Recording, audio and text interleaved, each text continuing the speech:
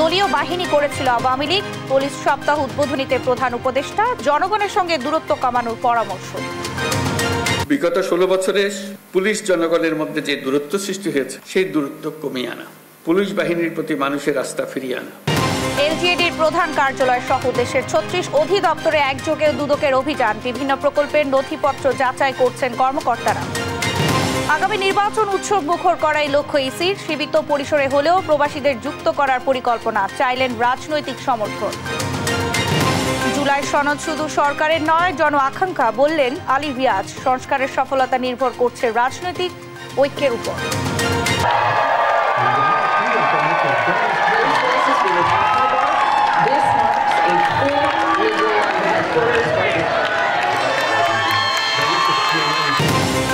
কানাডার নির্বাচনে লিবারেল পার্টির জয়, সমর্থকদের বাঁধ ভাঙা উচ্ছ্বাস। জনগণকে বিভক্তের ষড়যন্ত্র সফল হবে না, বিজয়ী ভাষণে কার্ড। এবং জিম্বাবুয়ের বিপক্ষে চট্টগ্রাম টেস্টে প্রথম ইনিংসে ব্যাট করছে বাংলাদেশ। সাদমান ইসলামের সেঞ্চুরি, বড় সংগ্রহের ইঙ্গিত। দেখছিলেন শিরোনাম সংবাদ দুপুরে, সঙ্গে আছি আমি শারমিন নাসি। এবারে থাকছে বিস্তারিত। গেল 16 বছরে পুলিশকে দলীয় বাহিনীতে পরিণত করেছিল আওয়ামী লীগ, এমন মন্তব্য করেছেন প্রধান উপদেষ্টা ডক্টর মোহাম্মদ ইউনূস।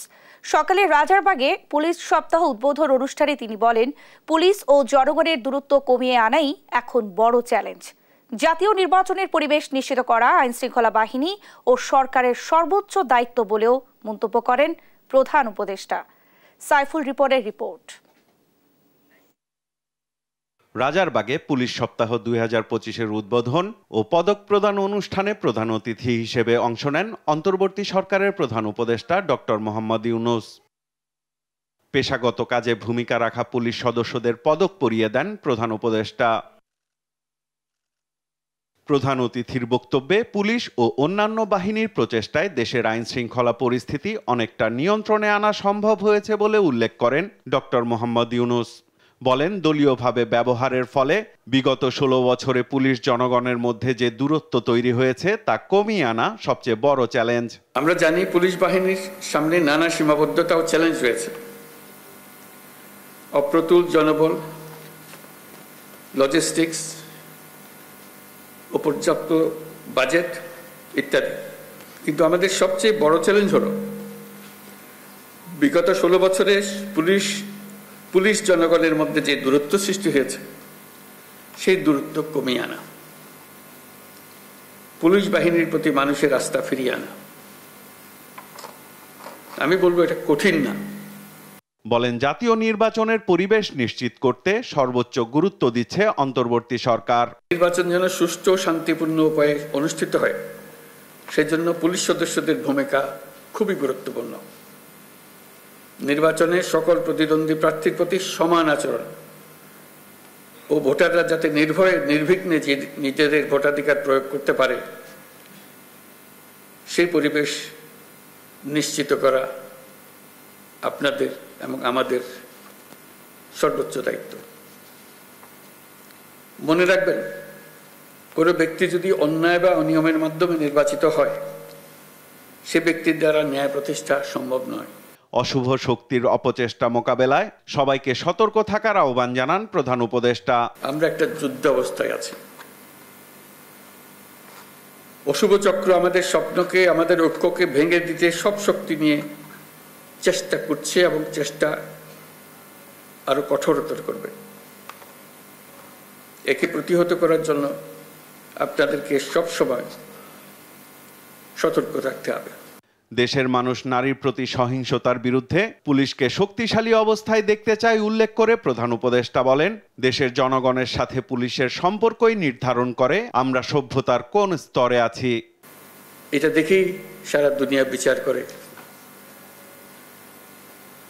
আমরা সভ্যতার কোন স্তরে আছি। সাইফুল রিপন, দেশ টিভি, ঢাকা। দেশজুড়ে স্থানীয় সরকার প্রকৌশল অধিদপ্তরের বিভিন্ন প্রকল্পে অনিয়ম ও দুর্নীতির অভিযোগে একযোগে অভিযান চালিয়েছে দুর্নীতি দমন কমিশন। ঢাকা সহ 36 জেলায় চালানো হয় এই অভিযান। টুম্পা আফরোজের রিপোর্ট।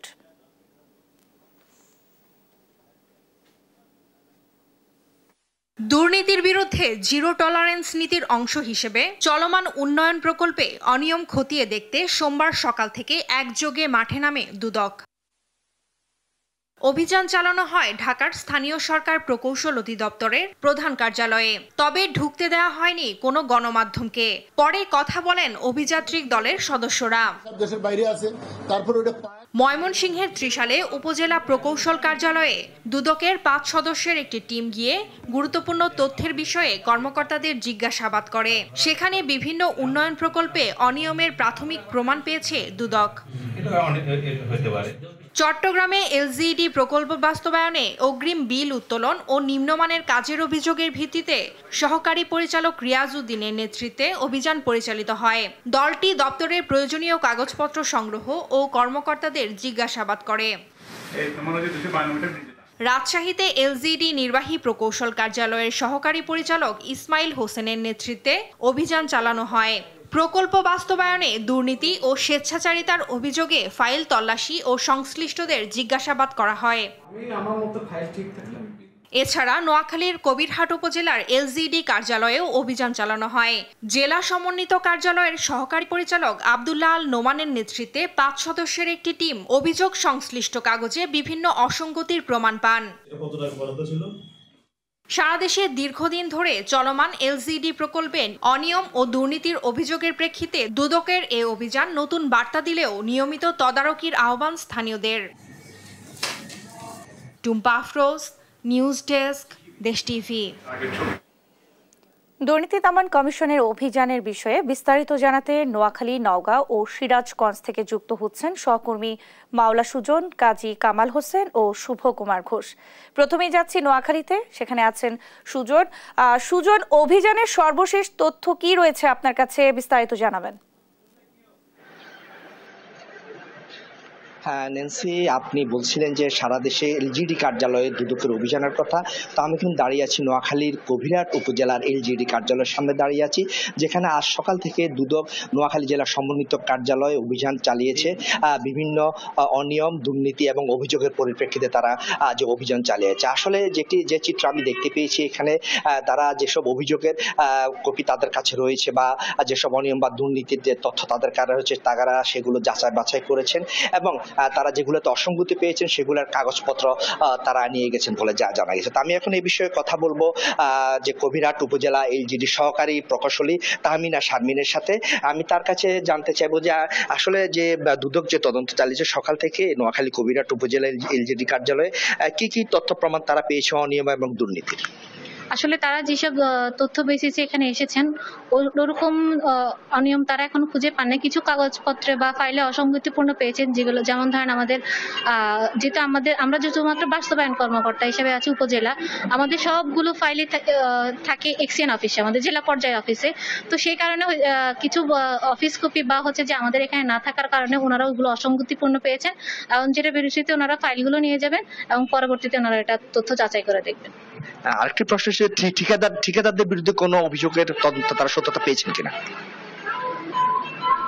এটা আসলে এখনো ঠিক ভাবে যাচাই করে, ওটা টোটালি ওনারা যাচাই করে বলতে পারবো। আর হচ্ছে যে ওরকম তথ্য প্রমাণ স্বরূপ এখনো পায়নি ওনারা। ধন্যবাদ আপনাকে। আসলে তিনটি জানিয়েছেন যে যেসব অভিযোগের সত্যতা তারা পেয়েছেন সেগুলোর কাগজপত্র তারা নিয়ে গেছেন। তো আমি এখন চলে যাব এই বিষয়ে কথা বলার জন্য নওগাঁতে।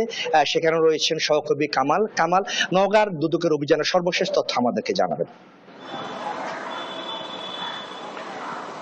আপনি যেমনটি বলছিলেন একটু আগেই, এখান থেকে দুর্নীতি দমন কমিশন নওগাঁ জেলার সমন্বিত কার্যালয় অভিযান শেষ করে ফিরে গেছেন।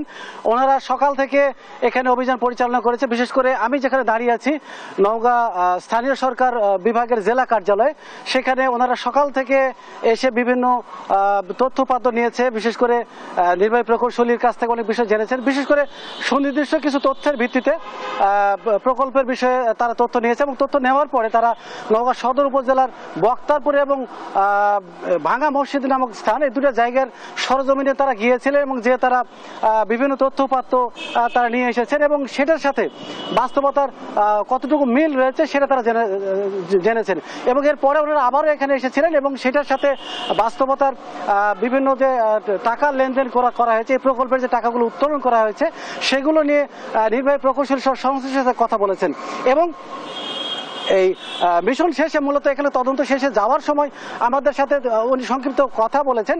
উনি যেটি জানিয়েছেন যে আসলে সুনির্দিষ্ট তথ্যের ভিত্তিতে ওনাদের একটা বিশেষ টিম এখানে কাজ করছেন এবং এসে যেসব তথ্যপাত্র জানা দরকার ছিল অভিযোগের প্রেক্ষিতে সেগুলো তো জেনেছেন এবং তদন্তের স্বার্থে এই মুহূর্তে তার প্রকাশ করছে না, তবে মোটামুটি এটা নিয়ে আরও তারা তথ্যপাত্র জেনে নিশ্চিত হওয়ার পরে তারা প্রয়োজনীয় ব্যবস্থা নেবেন। তো নওগাঁ স্থানীয় সরকার প্রকৌশল অধিদপ্তর নওগাঁ জেলা কার্যালয় থেকে আমার কাছে এই ছিল সর্বশেষ তথ্য। আমি এখন সরাসরি চলে যাচ্ছি সিরাজগঞ্জের সহকর্মীর কাছে।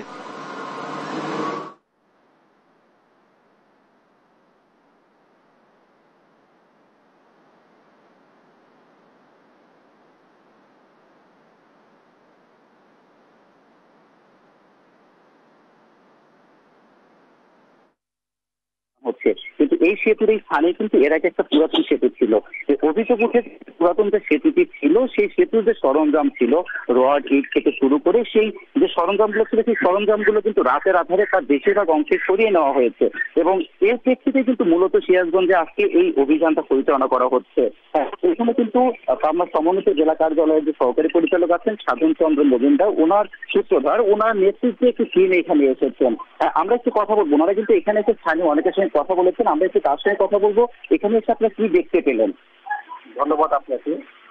আমরা দুর্নীতি দমন কমিশন প্রধান কার্যালয় ঢাকার নির্দেশে দুর্নীতি দমন কমিশন সমন্বিত জেলা কার্যালয় পাবনার হতে আমরা একটা টিম এখানে সরজমিনে আসি। সরজমিনে এসে আমি স্থানীয় জিজ্ঞাসাবাদ কাছে একটু জানা যায় যে এখানে যে স্ট্যান্ডার্ড ম্যাটেরিয়াল হিসেবে যে রডগুলো ছিল সেই রডগুলো রাতের আধারে সরানো হয়েছে বলে জানায়। তবে আমরা এখন পর্যন্ত এটা সম্পূর্ণভাবে নিশ্চিত করতে পারিনি, তবে সাফাই বাসায় আনতে আমরা এটা জানতে পারবো সত্যতা নির্ধারিত হবে। এই পর্যন্ত আমরা জানতে পারি। ধন্যবাদ আপনাকে। উনি কিন্তু বলছিলেন যে উনি এখানে এসে স্থানীয়দের সঙ্গে কথা বলছেন এবং যাচাই বাছাই করছেন, এখনো নিশ্চিত হতে পারেননি। তবে স্থানীয়দের কাছ থেকে কিন্তু এই ধরনের যে অভিযোগটা উঠেছিল সেই অভিযোগের কিছুটা কিন্তু তথ্য তারা পেয়েছেন। ন্যান্সি, এই ছিল আসলে সিরাজগঞ্জ থেকে আমার কাছে সর্বশেষ। শুভ, আপনাকে ধন্যবাদ। সেই সঙ্গে কামাল এবং সুজন, আপনাদের দুজনকেও ধন্যবাদ জানাচ্ছি। দর্শক, নওগাঁ, নোয়াখালী এবং সিরাজগঞ্জ থেকে আমাদের সঙ্গে যুক্ত হয়েছিলেন সহকর্মীরা। সীমিত আকারে হলেও প্রবাসীদের ভোটে আনতে চায় ইসি। সকালে এ নিয়ে সেমিনারের শুরুতে এ কথা বলেন প্রধান নির্বাচন কমিশনার AMM নাসির উদ্দিন। জানান, যে কোনো সিদ্ধান্ত বাস্তবায়নে রাজনৈতিক নেতাদের সমর্থন প্রয়োজন। শিউলি তমাকে সঙ্গে নিয়ে মোহাম্মদ সাকিবের রিপোর্ট। মঙ্গলবার নির্বাচন ভবন অডিটোরিয়ামে প্রবাসী বাংলাদেশিদের ভোটাধিকার বিষয়ে অংশীজনদের নিয়ে সেমিনার আয়োজন করে নির্বাচন কমিশন। সেমিনারের শুরুতে প্রধান নির্বাচন কমিশনার AMM নাসির উদ্দিন বলেন, সীমিত আকারে হলেও ভোটিং সিস্টেমে প্রবাসীদের আনার লক্ষ্য ইসির। পরবর্তী ইলেকশনে অন্তত শুরুটা হোক, যাত্রাটা শুরু হোক। পৃথিবীর বিভিন্ন দেশে এটা আমারও ফ্যামিলি ভোটিং আছে, অনেক দেশে আবার শুরু করে রোল ব্যাক পারে না, নানা রকম সমস্যা। ইভেন আমাদের পাশের দেশ ইন্ডিয়া এখনো ইউনিভার্সিটি চালু করতে পারেনি, বাট আমরা চালু করতে চাই। অ্যাটলিস্ট সীমিত পরিসরে আমরা শুরু করি, শুরুটা অন্তত হোক। আমরা চাই যে নেক্সট ইলেকশনে শুরুটা অন্তত হোক। দেশের আর্থসামাজিক বাস্তবতা ও শিক্ষা সবকিছু পর্যালোচনা করে চূড়ান্ত সিদ্ধান্ত বাস্তবায়নে রাজনৈতিক সমর্থন চেয়েছেন তিনি। আমাদের রাজনৈতিক নেতৃবৃন্দ যদি সমর্থন না দেন, আমাদের যত এক্সারসাইজ আছে it will all end in futility. All exercises will end in futility যদি আমরা রাজনৈতিক দলের সমর্থন না পাই। সেমিনারের মূল প্রবন্ধে নির্বাচন কমিশনার আবুল ফজল মোহাম্মদ সানাউল্লাহ বলেন, মোট ভোটারের 10% প্রবাসী। তাদের মতামত ছাড়া ভোট কিছুটা হলেও অপরিপূর্ণ। প্রবাস থেকে শূন্য, অতীতের কোন নির্বাচনে প্রবাস থেকে একটি ভোটও কাস্ট হয়েছে এমন কোন এভিডেন্স আমরা পাই না।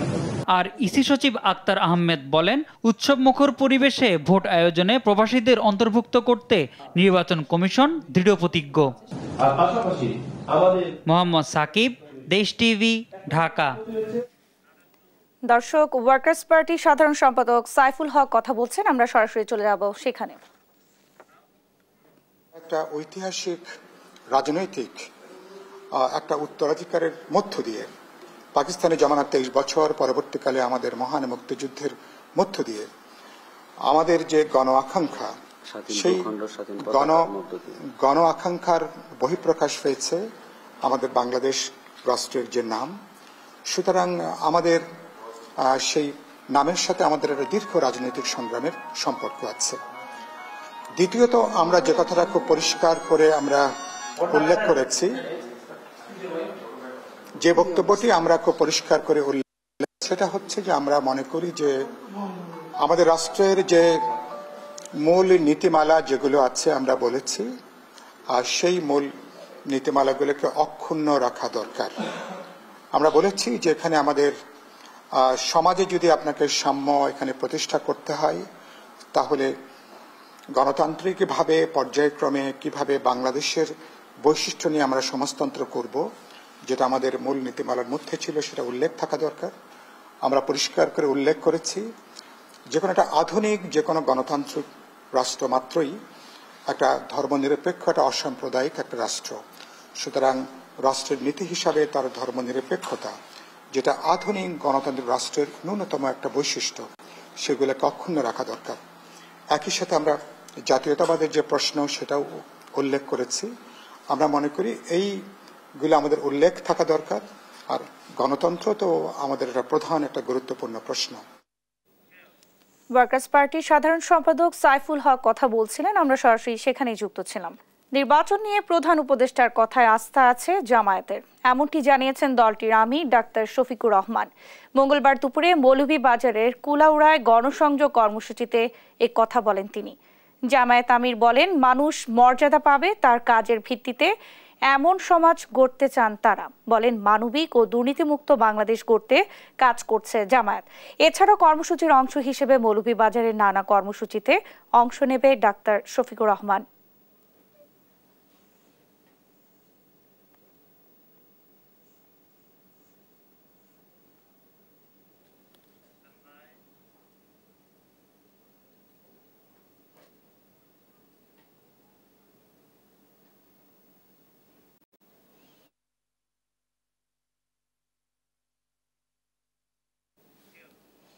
রাজধানীর বনশ্রীর মেরাদিয়ায় পশুর হাট বসানো নিয়ে ঢাকা দক্ষিণ সিটি কর্পোরেশনের জারি করা বিজ্ঞপ্তি ৩ মাসের জন্য স্থগিত করেছেন হাইকোর্ট। মঙ্গলবার বনশ্রীর স্থানীয় বাসিন্দা শাহাবুদ্দিন শিকদারের রিট আবেদনের শুনানি শেষে বিচারপতি কাজী জিনাত হক ও বিচারপতি আইনুন নাহার সিদ্দিকার হাইকোর্ট বেঞ্চ এই রায় দেন। রিটকারীর আইনজীবী জানান, ডিএসসিসি মেরাদিয়া এলাকাকে খালি দেখিয়ে হাট বসানোর বিজ্ঞপ্তি জারি করে, যা সঠিক নয়। মেরাদিয়া খালের পাশে হাট বসানোর কথা থাকলেও আবাসিক এলাকায় বসানোর কারণে অতীতে ব্যাপক জনদুর্ভোগ তৈরি হয়। মেরাদিয়া হাটের যে জায়গাটার কথা বলা হয়েছে খালের পাশে, সেখানে আসলে একেবারেই জায়গা নেই। সরকারিভাবে বিভিন্ন ছোট ছোট দোকানপাটও দেওয়া হয়েছে, বিশাল একটা ময়লার ডাম্পও আছে। আমি এখানে গিয়েছিলাম, যে কারণে ওইখানে গরুর হাট দেওয়ার মতো কোনো জায়গাই নেই। বরং দেখা যায় গরুর হাটের নামে বিভিন্ন রকম রেসিডেন্সিয়াল যে বিল্ডিংগুলো, হাইরাইজ বিল্ডিংগুলো, এগুলোর কিন্তু একদম গেটে চলে যায়, গেট পর্যন্ত চলে যায়, মানুষের হাঁটা চলা হয় না। আমাদের কাছে মনে হয়েছে যে অবশ্যই মেরাদিয়া হাটটা এইরকম একটা রেসিডেন্সিয়াল এরিয়াতে হওয়া উচিত না। প্রায় 13 লাখের বেশি রোহিঙ্গা নিয়ে আগে থেকেই নানামুখী সংকটে বাংলাদেশ। এই স্রোত থেমে নেই। গেল 1.5 বছরে রাখাইন রাজ্য থেকে নতুন করে দেশে ঢুকেছে 1,13,000-এর বেশি রোহিঙ্গা। এমন সংকটে আন্তর্জাতিক পর্যায়ে অন্তর্বর্তী সরকারের পদক্ষেপের পাশাপাশি আরাকান আর্মি ও তাকমাদুর সঙ্গে আলোচনায় সমাধান দেখছেন বিশ্লেষকরা। এনআই নাহিদের প্রতিবেদন। 2017 সালের 25 আগস্ট রোহিঙ্গাদের উপর মিয়ানমার সেনাবাহিনীর নিপীড়ন এবং বর্বর হামলা থেকে প্রাণ বাঁচাতে 7 লাখেরও বেশি রোহিঙ্গা পালিয়ে বাংলাদেশে আশ্রয় নেয়। এরপর প্রায় প্রতিদিনই বাংলাদেশে অনুপ্রবেশ করেন নানা বয়সী রোহিঙ্গা। শুধু গত সপ্তাহেই রাখাইন থেকে এসেছে 1448টি পরিবার। এছাড়া আলাদাভাবে প্রবেশ করে 5930 জন রোহিঙ্গা। এ তালিকা গেল 1.5 বছরে আরও দীর্ঘ। নতুন করে দেশে প্রবেশ করে 29,607টি পরিবার, জনের অঙ্কে যা প্রায় 1,13,000 রোহিঙ্গা। এর মধ্যে 53.77% নারী, বাকি 46.23% পুরুষ। এমন পরিস্থিতিতে রোহিঙ্গা স্রোত ঠেকাতে ও প্রত্যাবাসনে আন্তর্জাতিক উদ্যোগের মাধ্যমে অন্তর্বর্তী সরকারকে কাজ করার পরামর্শ দেন এ গবেষক। প্রফেসর ডক্টর ইউনূসকে আন্তর্জাতিকভাবে উদ্যোগ নিয়ে এদেরকে হয় বার্মায় পিসফুলভাবে তাদেরকে ফেরত দিতে হবে, আর নইলে তৃতীয় কোনো দেশে দিতে হবে। সেই সঙ্গে আরাকান আর্মি ও তাকমাদুর সঙ্গে আলোচনায় এ সংকট নিরসন সম্ভব বলে মনে করেন এ আন্তর্জাতিক বিশ্লেষক। আমি ওআইসি বিভিন্ন জায়গায় যেতে পারি মানে এটাকে ফোকাস করার জন্য, কিন্তু আমাকে বসতে হবে এই দুটো অ্যাক্টরের সাথে, বড় আকারেই তাকমাদো এবং আরাকান আর্মির সাথে। এদিকে গেল বুধবার কাতারের দোহায় আর্থনা শীর্ষ সম্মেলনে রোহিঙ্গাদের নিরাপদ প্রত্যাবাসন শুরুর জন্য ওআইসিকে সক্রিয় করতে কাতারকে জোরালো ভূমিকা রাখার আহ্বান জানিয়েছেন প্রধান উপদেষ্টা অধ্যাপক ডক্টর মোহাম্মদ ইউনূস।